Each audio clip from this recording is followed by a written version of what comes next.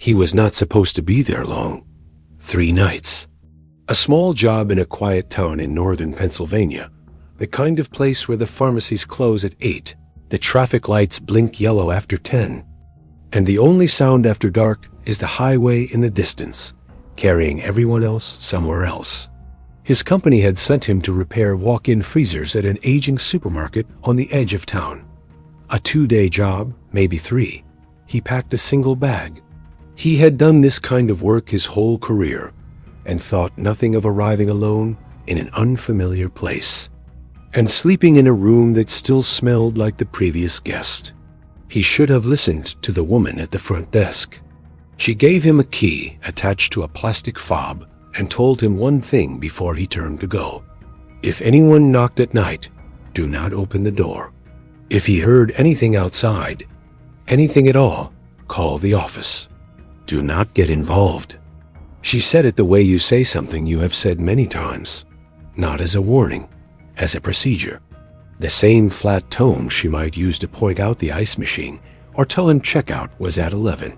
She was already looking back at her screen before she finished the sentence. He went to his room. He set his bag down. He told himself it was nothing. But you say don't get involved about a fight between neighbors, about a domestic dispute in the parking lot.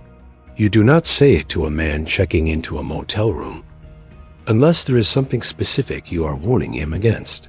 He did not know what that something was yet.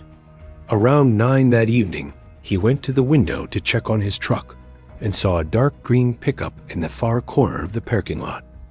Engine running, headlights off. A man sitting in the driver's seat, perfectly still, facing the row of rooms. Not on his phone, not eating, not moving. Just sitting in a running vehicle in the dark with his face angled toward the building. He watched the truck for 10 minutes. The man did not move once.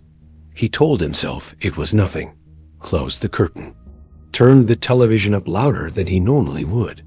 At 10:30 p.m., footsteps moved down the outside corridor and stopped directly in front of his room. No knock, just the sound of arrival, and then stillness. He held his breath and counted. 1, 2, 3. He got to 15 before the footsteps moved away. He breathed out, and then a few minutes later, they came back. Stopped in the same spot, same silence. The kind of silence that only happens when someone is standing still and choosing not to make a sound. He moved to the peephole and saw nothing. The corridor was empty and yellow and still. At 11 o'clock, 2 knocks. Firm, deliberate, not the scattered knocking of someone who has the wrong room. 2 measured knocks from someone who knows exactly which door they are standing at. He crossed the room and looked through the peephole with his hand on the chain. Nobody there. Not just no one visible. Nobody. No shape moving away. No door opening nearby. No sound of footsteps retreating. Just the empty corridor and the faint hum of the vending machine at the far end and the yellow light that made everything look slightly wrong. He stood at that door for a long time without moving. You tell yourself these things have explanations. Wrong room. Kids messing around. Someone drunk. You recite the explanations the way you recite a prayer, because the alternative, that someone knocked on your door and then disappeared without a footstep, does not have an explanation that makes the fear smaller. He went back to the bed. He left the television on, but turned it down. He wanted to be able to hear. Near midnight, he heard metal at the door. Not a knock. A slow, careful scraping sound coming from the level of the lock. Deliberate, patient. The sound of someone who was not in a hurry and was not afraid of being caught. He was out of bed and at the peephole before he had consciously decided to move. This time someone was there, crouched low, below the normal sight line of a peephole, so that only the top of a dark baseball cap was visible in the corridor light. The figure was motionless. And then, as though they had sensed the vibration of movement behind the door, they moved, not quickly enough. He saw the cap, a partial shoulder, the suggestion of a frame that was large and deliberate in the way it moved. gone. He called the front desk. A woman said she would check. She came back and said there was no one in the corridor. She did not sound surprised. He sat on the edge of the bed in the dark, with the muted television throwing light across the wall, and he tried to build a version of events that made sense. He could not build one. He lay down in his clothes with the lights on and did not sleep. At 5:15 in the morning, his truck alarm went off. He went to the window, pulled the curtain back 2 inches, and looked out. A man was sitting in the driver's seat of his locked truck, not trying to get in, already inside, sitting with both hands in his lap, facing forward. In a vehicle he should not have been able to enter.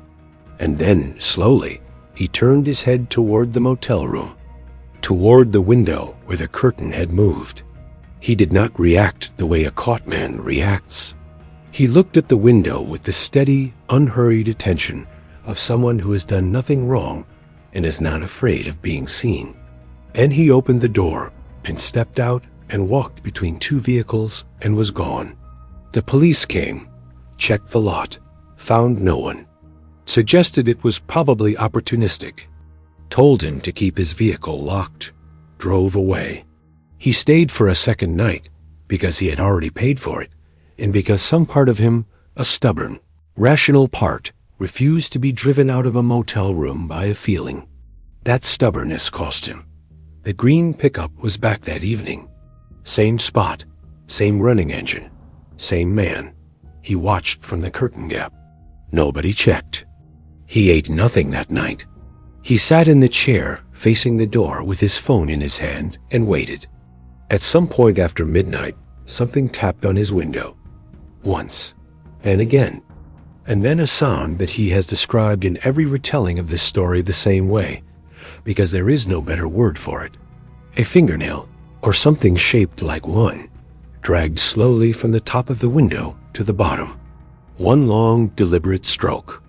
The sound of a human being standing 18 inches from him on the other side of a curtain, doing something that had no purpose except to let him know they were there. Drop a like if you felt that one. Subscribe for more. And leave a comment